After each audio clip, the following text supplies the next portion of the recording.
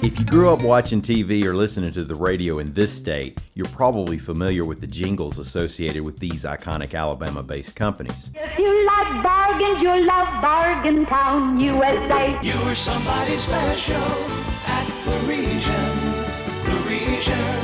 You've got style, I've got pizzazz. What if I told you that almost all these catchy tunes that are so ingrained in your memory were written, produced, or recorded in Birmingham by these three guys? Meet Ed, Don, and Tony, Alabama's jingle writers.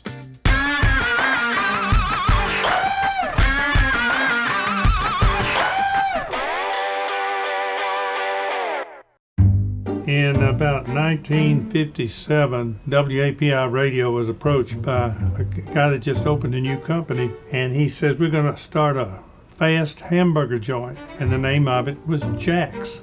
Henry Kimbrell was our music director, and he started writing, and he and I started arguing because he wanted the jingle to end in no rhyme. I wanted this thing to rhyme. Jack's hamburgers for 15 cents are so good, good, good. You'll go back, back, back to Jack, Jack, Jack for more, more, more. He won, by the way.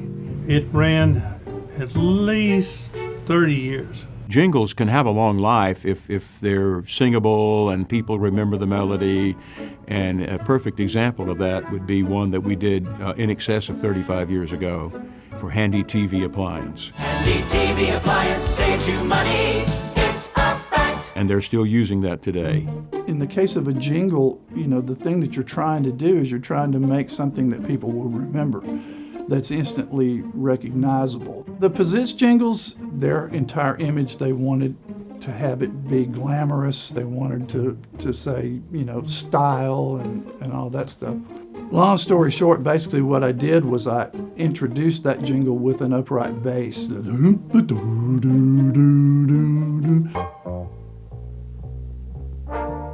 It's a look, a feeling, Putting on Pizzazz. a way of revealing all that makes you, you. Putting on Pizzazz. Uniquely, completely, to say it distinctly, you've got style. I've got Pizzazz. And every year they did 4 or 5 different image versions, on video for that campaign. Bruno's was another chain in Birmingham, and it was a grocery chain. They approached Henry Kimbrell, my mentor at WAPI. He wrote a jingle, and we sped it up. We mechanically sped the machine up so that the voice on the jingle would sound like a little bear. Hi there, I'm Bruno Bear. Hello. With a message I'd like to share. Yeah, well, if we must. It's smart to shop Bruno. Ask anyone who knows. You'll find all the food you like best meets the test, and at Bruno's you save more. That ran intermittently with all these jingles. It was just a big deal at the time. Quite honestly, I'll tell you, one of the better writers that I've had over the years is my partner in this venture, my wife, Betty. One of the more memorable things that we did that she wrote was the Goldbro jingle. Goldbro was another company that was a jewelry company in Birmingham for years and years and years. When words can't express it, Goldbro Diamond says it all.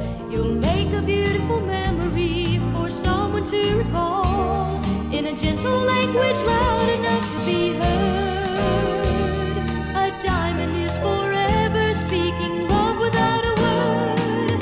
Goldbro is to quality what diamonds are to love, and at Goldbro we save you money.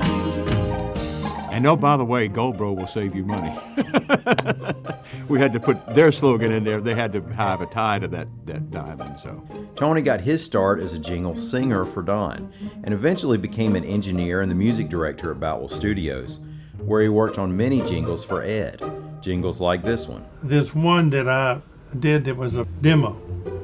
Now, I just got this one guy to play a couple of instruments and sing it.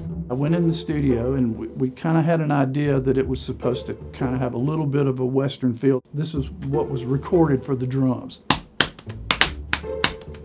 Then we did another track of me doing finger snaps. Then we brought in a bass player that played the little bass line, and then we brought in a guitar player that played the little guitar line, and me and a fella named Charlie Jimbroni went out in the studio and did the Chevy Man. It even had a Coca-Cola bottle being dinged on in it, and just for the fun of it, we just put that ding on it. Turned it into the client and waited a few days, and they called back and said, well, we like it.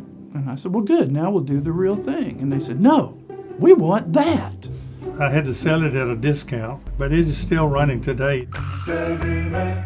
While many of these jingles were for local companies and limited in their geographic reach, there were other projects that were more regional, national, and even international in scope. Ed wrote music for Sabena Airlines in Belgium and won a Clio for his work with Southern Airways, while Don did jingles for Little Debbie and won a Clio award for his work with Bell Systems. The bidding on these jobs often involved competing against agencies in much larger markets. When you're competing against what not only advertising agencies consider the best of the best, and you consider them the best of the best, and you win that creative bidding, it's really a thrilling thing, if you will, that you've created a melody that people can remember and still sing years later. It's a good feeling. It almost feels like you've written a hit record. It's heard a lot, it's played a lot, and people remember it, even though they don't know who you are and don't know that you did it. Anybody in the ad business will tell you that's the whole purpose of it.